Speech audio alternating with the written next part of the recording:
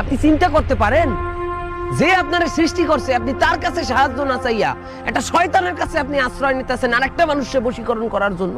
আর আমাগো এই সমাজে তাবিজ কবজ কিন্তু পুরুষের চাইতে মহিলারাই বেশি করে।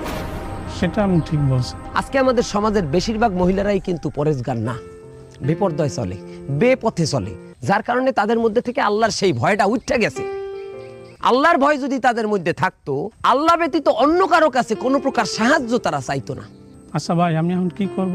আপনি ঘরে যাইয়া আপনার মা আপনার বউকে দিনই শিক্ষা দান করেন, ঘরের মধ্যে দিনই পরিবেশ সৃষ্টি করেন, দেখবেন আস্তে আস্তে আস্তে আস্তে তারা এই শয়তানের কাছে আশ্রয় চাওয়াটা বন্ধ করে দেবে। তারা তাবিজ কবজ কুফরি এর মধ্যে বিশ্বাস করা বন্ধ করে দেবে। তারপরে কি করব? তারপর ওই রীতি শাসির কাছে যেটা তাবিজ আনবেন, তাবিজ আনিয়ে মারে আর ওই বউরে বশ করবেন। আপনি বোঝেন না তারপর কি করবেন? কি যে বলেন ভাই, আর লজ্জা দিয়ে এগুলো টাকা পয়সা খরচ হয় বেহুদা, ক্ষমা এগুলো।